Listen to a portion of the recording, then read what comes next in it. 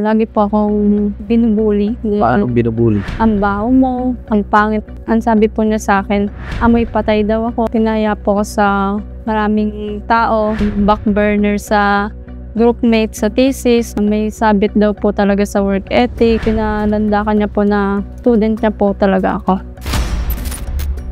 Ang aking nagiging problema lang dito, bakit kinakailangan pa niya sausawaan ang issue nitong dati niyang estudyante? Kung hindi naman nagkaroon ng maayos na pag-uusap sa inyong dalawa, paano mo sasabing settled? Ganyan kaya magsalita yung professor mo, hindi niya nakikita yung gravity ng ginawa niya. Uri lang professor kasi dapat role model ka eh. Ikaw yung nag-aangat sa mga estudyante mo. Pero sa ginawa sa iyo, parang lalo kang denounce sa nangyari sa iyo. At ako curious ako, Sir Carl, dito sa sinabi ni hindi daw siya nakapagreklamo dahil ang sabi sa kanya ng professor, threat daw yun na ipapabarangay niya si professor. Sabi niya, proper forum daw. Okay, sige. Sabihin natin, pagbigyan natin siya na hindi dapat pag-usapan dito sa aming programa. Pero hindi naman niya pinuntahan yung barangay.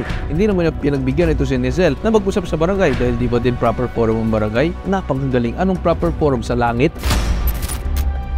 The fact na kami isang media institution at may lumapit po sa amin na inireklamo po kayo, this is something that you have to answer. Hindi po kami gumagawa ng haka-haka dito. Live dito sa ating studio ang nagrereklamong working student na si Nizel Dionaldo. Magandang umaga po sa inyo, ma'am. Magandang umaga po. Alright. Ma'am, so nabanggit ninyo na ikaw po ay nagtrabaho bilang isang service crew sa isang fast food restaurant. Tama po ba? Apo. Ngayon na ikaw, ma'am, ay nagkaroon lang ng sinasabing problema tungkol doon sa inyong mga kasamahan po sa trabaho. Tama po ba? Apo. Siguro po ba kikwento mo sa amin? Nag-work po ako sa fast food. Lagi po akong binubuli. Paano binubuli? Kasi po pina-makeup po ako noon dahil cashier po ako noon that time. Then dinikitan niya po ako. Ang sabi po niya sa akin, amoy patay daw ako, ganon. Then pinaya po ako sa maraming tao. Tapos dun that time po noon, namura po ako niya. Dun na po sa loob. Then ang mura niya po sa akin which is my ina. Then sabi niya po, hindi daw po niya ako minumura, which is ako naman po yung katapat niya. And then ako lang po yung tao na nandun, kami lang po sa labo. Tapos po, nakurot din po niya ako sa singit, which is nagsaserve po ako ng pagkain nun sa harap po. Umiiyak na po ako habang nagsaserve. Then sabi po niya, ba't ka umiiyak? Ganun na. Puno manager na isa. Bilisan mo dyan, ayusin mo na yan. Huwag ka magpakita na umiiyak ka dyan. So, nangyayari siya sa lahat ng mga tao dun sa service? Kapo. Okay. Ikaw ay sa sama ng loob mo, syempre, na ganyan ang naranasan mo dun sa trabaho mo. Ikaw naman ay naglabas ng sinasabing sama ng loob sa social media. Opo. Nagkaroon ng pag-uusap dito kay ma'am na kung saan itong pagiging service crew mo, nagkaroon ata ng post itong professor mo tungkol dito sa post. Tama po ba? Opo. Nung pinost ng professor mo, ano ang naramdaman mo? Nalungkot po. Anong school tong pinagpasukan mo noon kung saan nagtatrabaho yung professor? Makati High School po. Ano pangalan ng professor mo?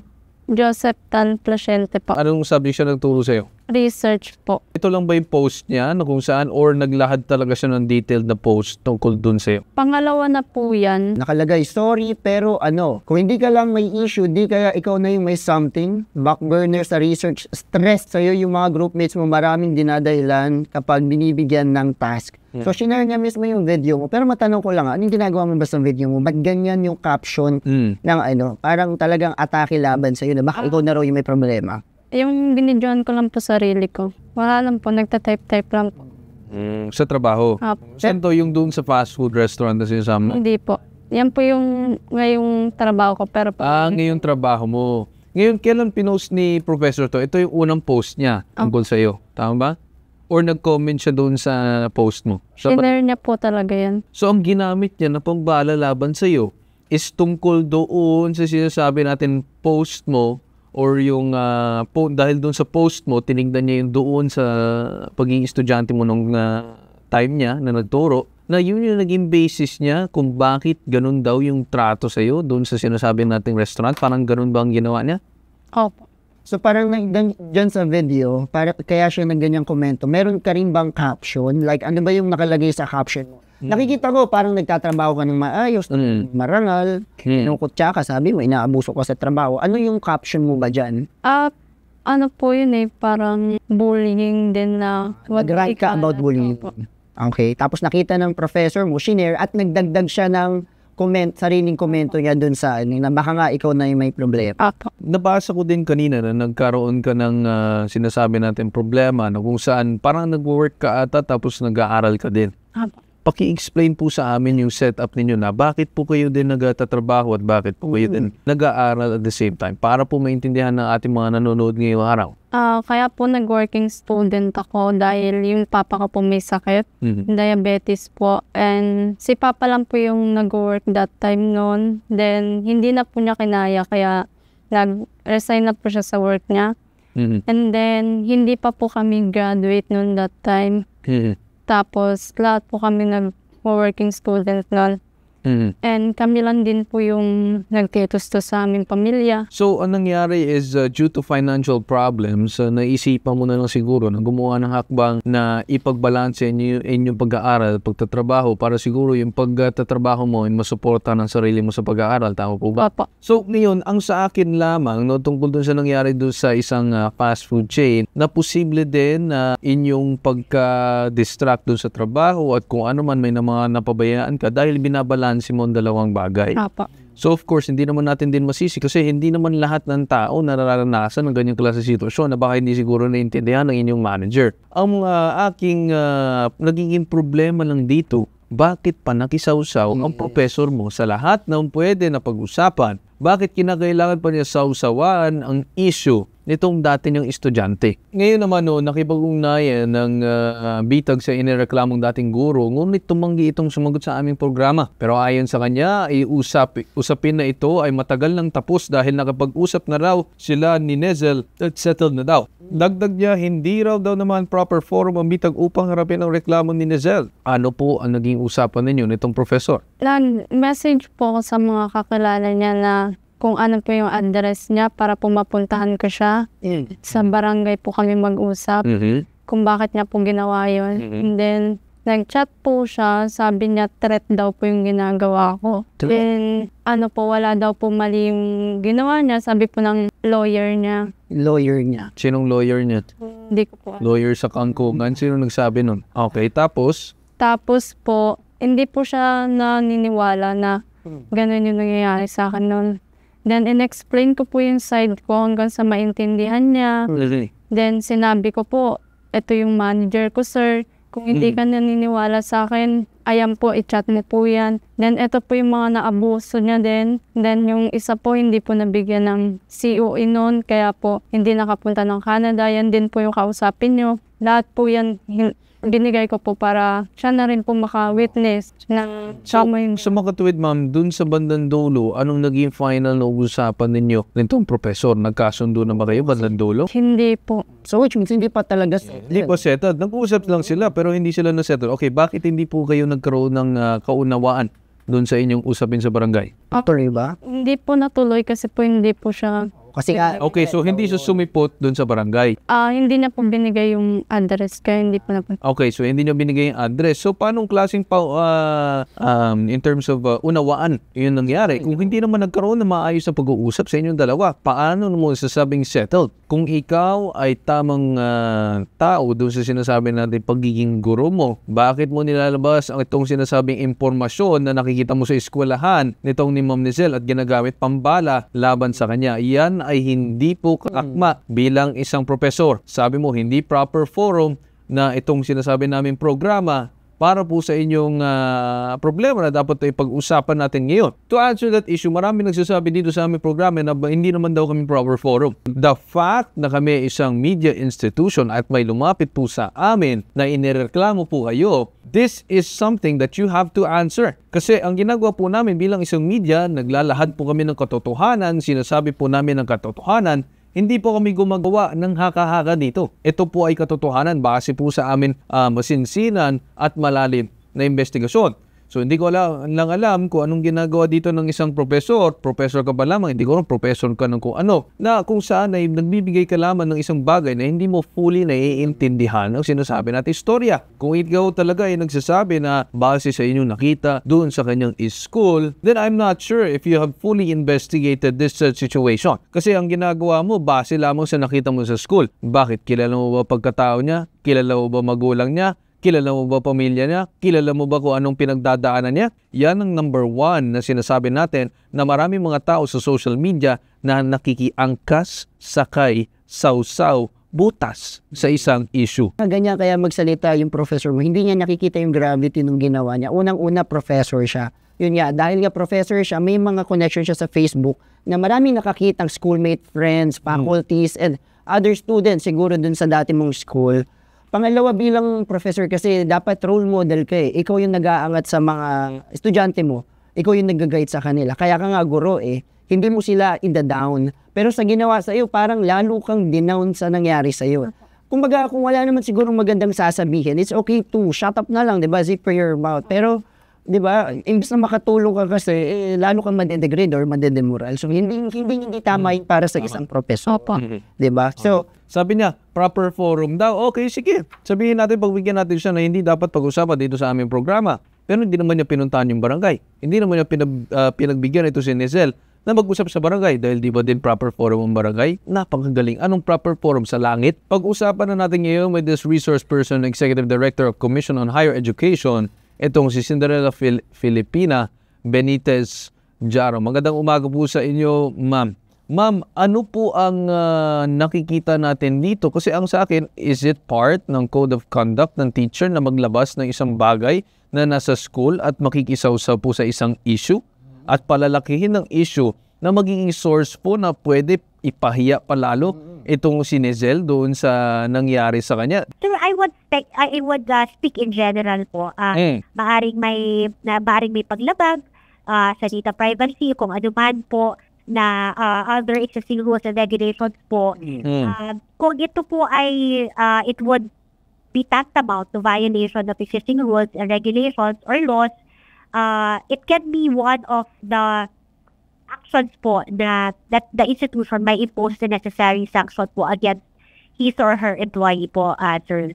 Okay. Ma'am, is it possible na through sa inyong tanggapan na CHED na pwede po ma-call out kung saan mang school siya nagtatrabaho para lang ma-raise ang concern dito sa nangyari na kung saan itong estudyante na gusto lang din niya maharap itong sinasabing professor at baka posibleng makausap at mapag-usap silang dalawa para to come up with a proper resolution, or if not, kung ayaw niya talaga, then is there a possible violation na masilip ng kanyang school ang pinagtatrabahoan ngayon kung may violation ito sa kanilang code of ethics? Opo, sir, ang gusto ko lang sanang malaman kung si complainant ba Rizal po yata, no? Kung meron po ba siyang idea kung saan po nakatrabaho po itong professor po dito? Ateneo de Manila daw po. Ateneo de Manila daw, ma'am, isang school ata dito sa ating syudad, sa may Quezon City. Kung ganoon po, pwede po namin i-refer ang inyong reklamo, ang kanyang reklamo sa eskwelahan na binansyot po ninyo. Para sa ganun po ay sila po ang mag-action po sa kanyang hinaing. Sapagkat sa rules po natin, ang isang administrative case na po pwede nyo pong isampa laban sa faculty member, sa kanyang naging teacher, ay pwede niya pong isampa po doon sa eskwelahan po. So, for the meantime po, pwede po namin i-refer ang kanyang reklamo at kung gusto niya po na gawin ng opisyal, kumbaga na gawing administrative complaint against the teacher, ipa-file niya po sa eskwelahan po na pinagtuturuan po ni faculty member po. May power po ba, ma'am, yung CHED na at least call out the attention of the professor? Wala pong diretso kami kapangyarihan unless na lang yung violation po ng existing rules and regulations namin, yung sa programa po, minimum standards, halimbawa kung ano yung tinuturo, pero more ang diretso po talaga na otoridad po namin o supervision po namin ito sa eskwelahan. How about ma-call din yung attention ng eskwelahan para ma-call din ng eskwelahan yung attention netong professor na kayo na po yung mamamagitan, ma'am? Opo. Para lang po hindi magmumukha po na kami po yung didiretso na lang po kami dun sa school. Kumbaga, at least ma'am, there must be someone higher po na mamamagitan po dito sa problema. Apo, gaya po sinabi ko, pwede naman po namin i-endorse po.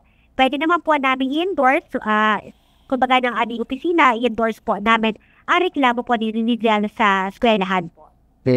With that said, ma'am, kami nagpapasalamat po sa inyo tungkol po dito sa gagawin ninyo na hakbang na mag-call out po ang attention itong sinasabing professor. Medyo nakakabahala lang po na kapag may isang bagay pala na bilang isang estudyante at meron tayong professor na meron pala sila nakakita ang bagay na hindi nila gusto, kapag meron tayong issue na lumabas sa social media, ay pwede pa na lang nilang gamitin na laban po sa amin, which is number 1 na nakakatakot po yan, ma'am.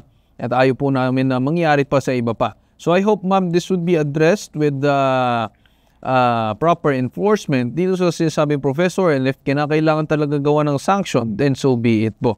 Base po sa aming mandato, i-endorse po namin para sa ganun po ay makita rin po namin kung ano po ang kaukulang action po ng school po na ito. Alright, with that said, ma'am, maraming salamat po sa inyo. Ngayon naman makakausap natin sa kabilang linya itong si Attorney Batas Mauricio tungkol dito sa problema nito, kung anong mabibigay niya na legal advice ngayong araw. Magandang umaga sa inyo, Attorney Batas. Yung pag-ani, pong taga-check na wala silang kapangyarihan upang mag-imbestiga ng mga profesor o di kaya na may instructor sa collegiate levels. Tama po yun Sa Republic Act 772 po kasi, 7722, I'm sorry. Yan po yung batas na naglalang ng check. Hindi po binigyan check ng kapangyarihang mag-imbestiga. Hindi siya binigyan ng tinatawag na judicial or judicial power to investigate. At yun po yung medyo tricky dito. Kaya ito po ipapatunghala natin doon sa ating senador na silipin ito sapagkat check po ito lahat na po ng bagay may kinalaman sa higher education pati na pagdisiplina doon po sa mga profesor na kagaya nito maisama na po sa kapangyarihan ng check. Kaya po binabaliwala yung check ng maraming professor ginawang Carlton po. Sino lalapitan ng estudyante o ng sino mang may reklamo laban sa professor? Ang pangunahin po dyan yung eskwelahan. So, doon po sa eskwelahan, pupunta yung estudyante o yung katulad po nitong panauhin natin, yung mga graduates na doon pero patuloy na ginagawa ng hindi maganda ng professor doon po sa eskwelahan. But then, going to be up to the school to act or not. So, pinakamaganda po dito, yun na pong legal, judicial, and prosecutorial aspects. So, ano ibig sabihin? O pwede na po siyang i-demanda Correct. Po sa kaso nito, meron pong sulat ang ipabitag mo sa kaukulang ahensya para po mag-imbestiga. Yes. At dahil po dito, this is already covered yung sinasabi ng Court Suprema na process of arbitration. Napakaganda po sana kung itong si Professor Placiente dumating dito at nakipag-usap ng maayos sapagkat ito din ang gagawin kung saan man natin tutulungan maisampa ang kaso. Dito pong dating estudyante na sinasalaula sa social media. Ay kaya hindi po tama yung binabanggit nila rin. Hindi na dyan sa pagbitag mo. Hindi po napakahalaga po dito. Sapagkat dito, pag sinabi ng complainant, hindi po siya dumating sa patawag ng ipabitag mo, nilitaw at nilitaw po na lumalabag na talituntunin ng pagkakasundo yung kung ayaw umarap. Malaking negative factor na po sa kanila sa kaso yan.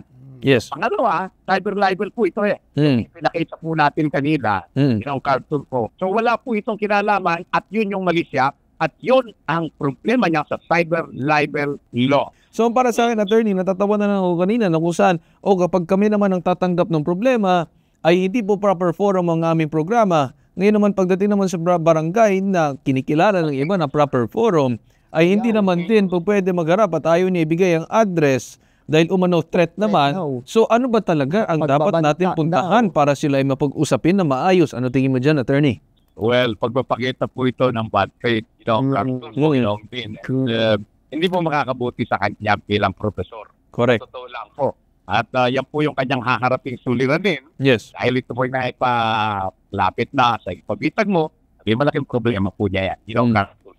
Alright. With that said, attorney, very much clear ang ating ang pag-usapan ngayong araw. So maraming salamat po sa inyo, Attorney Batas Mauricio. Makakausap natin sa kabilang linya itong si Team Leader Southern District Anti-Cybercrime Team or ACG, si Police Lieutenant Colonel Adrian Tolingan. Magandang umaga po sa inyo, sir. So ano po magagawa ng inyong tanggapan po sa proseso na ito na para matulungan po ito si Ma'am Nizel?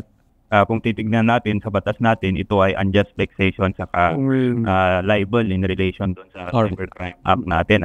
Naimpormahan na namin siya dati na ang kulang na lang ay 2 salaysay ng witness na magpapatunay na nagkaroon nga o nakita nila yung posting na sinasabi niyang dating professor.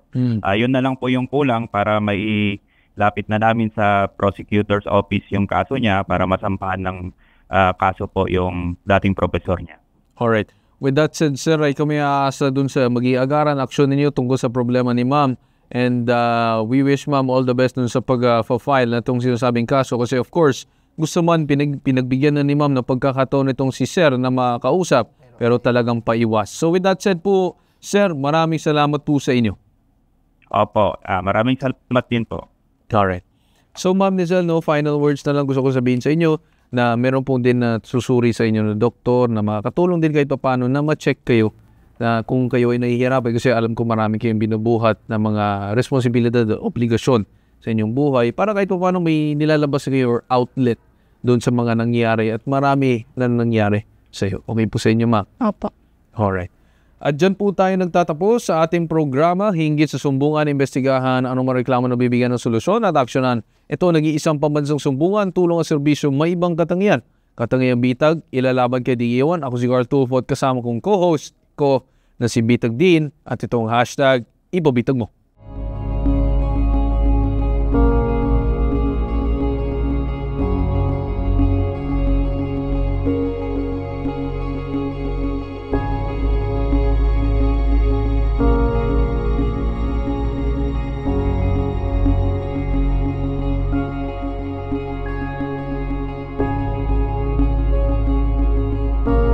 Taos-pusong pasasalamat sa programang Bitag sa inyong maagap na aksyon at pakikinig sa aking sumbong. Dahil sa inyong walang sawang pagsaserbisyo at malasakit na bigyan ng kaukulang aksyon ang aking hitanaing. Patuloy ninyong naipapakita ang tunay na paglilingkod sa publiko at malaking tulong kayo sa mga nangangailangan ng boses. Maraming salamat, Bitag. Mabuhay kayo at ang inyong advokasya para sa katotohanan at katarungan.